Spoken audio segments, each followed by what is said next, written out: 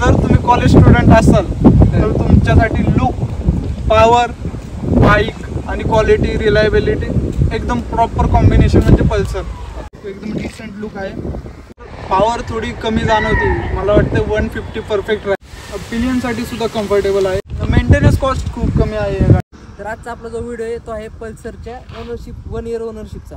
तर चला पुढे जाण्याआधी आपण या गाडीची थोडी स्पेसिफिकेशन जाणून घेऊयात आणि मग आपण आपल्या बाईकची ओनरशिप पण भेटूया. 124.4 सीसीचं इंजिन, 11.5 लिटरची फ्यूल टँक कॅपॅसिटी, फ्रंट टायरला डिस्क ब्रेक, रिअरमध्ये ड्रम ब्रेक आणि त्याचा ओनर संकेत आपला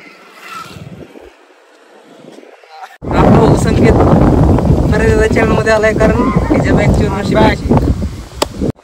खरं तर ही गाडी चूज करण्यामागं कारण म्हणजे मला एक कॉलेज लाईफसाठी रिलायबल, लो मेंटेनन्स कॉस्ट आणि एक चांगले ॲव्हरेज मेंटेन करणारी बाईक पाहिजे होती. विथ डिसेंट लुक पाहिजे होती की कॉलेज लाईफमध्ये व्यवस्थित पाहिजे. त्याच्यासाठी गाडी घेतलेली जे व्यवस्थित माझे फुलफिल झाले सगळे. आणि तू म्हणजे बाकीचे बाईक्स एक्सप्लोर नाही का केले ते गेले मागचे राईड? माझे 125 मध्ये SP 125. तर तू मला सांग तुझा एक वर्षाचा एक्सपिरियन्स कसा होता बाईकचा?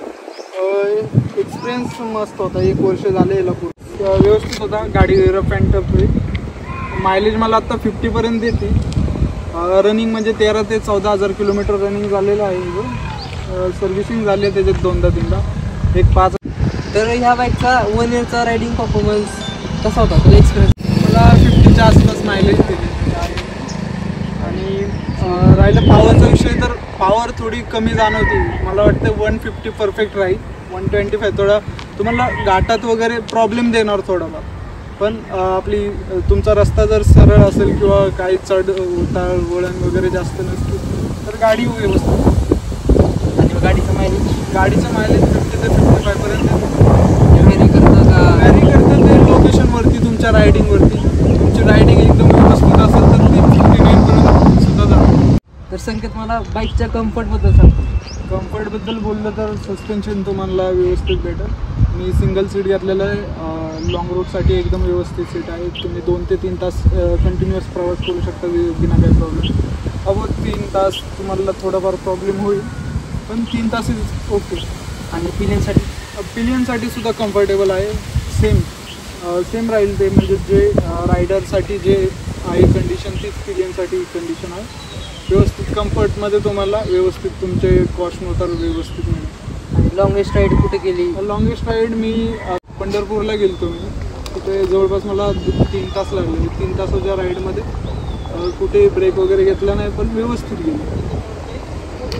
कुठे डिस्कम्फर्ट जाणवलं. बाईकचा मेंटेनन्स म्हणजे माझे पहिलं वर्ष झालं त्याच्यामध्ये पहिले 3 सर्व्हिसिंग होते. सर्व्हिसिंग कॉस्टबद्दल बोललं तर तुम्हाला एक 700पर्यंत जाईल. 700-700पर्यंत तुमची जाईल. आणि मेंटेनन्स कॉस्ट खूप कमी आहे या गाडीचा. तुम्हाला त्यांचे जेन्युइन पार्टसुद्धा तुम्हाला कमी रेटमध्ये व्यवस्थित.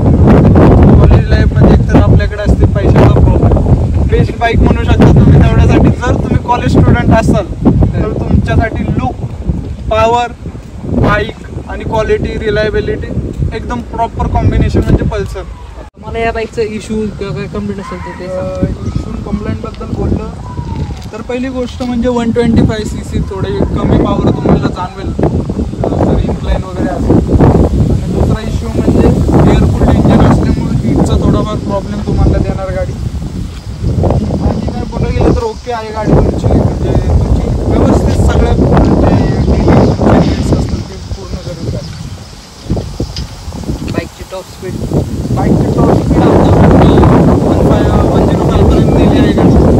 टेस्ट करताना पण 105पर्यंत मी पण नेली आहे बरेच वेळ. तुमची ॲव्हरेज 70 ते ॲव्हरेज रायडिंगचं म्हणजे तुम्ही एक नॅशनल हायवेला जरी चालवत असता तर 80-90 खूप झाली स्पीड तुमच्या. आणि इंडियन्स रोड्सवरती जरी तुम्ही किती भारीतली गाडी घ्या 80-90च्या पुढे न्यायच्यासाठी तुम्हाला रस्तासुद्धा तसा पाहिजे व्यवस्थित. 80-90 इंडियन रोड्सनुसार तुम्हाला बेस्ट बाईक. 1 रुपया पैसा तुमचा व्हायला जाणार नाही. सगळं तुमचं इन्व्हेस्टमेंट व्यवस्थित राहील. व्हायब्रेशन्स वगैरे व्हायब्रेशन्स नाही जाणार. तुमचे 80-90 पर्यंत तुम्हाला व्हायब्रेशन नाही जाणार. त्या पुढे गेली तर बाय चान्स गाडीचे पॉवर सुद्धा डिपेंड करतात. हो. तर आता मला 1 इयर तुझा एक्सपिरियन्स आहे, त्याच्या हिशोबाने गाडीचे ऍडव्हान्टेज आणि डिसएडव्हान्टेज समराईज करून सांग. समराईज तुम्हाला लुक वाईज बघायला गेलं, इकडे जागा लुक वाईज बघायला गेलं तर तुम्हाला लुक एकदम डिसेंट लुक आहे.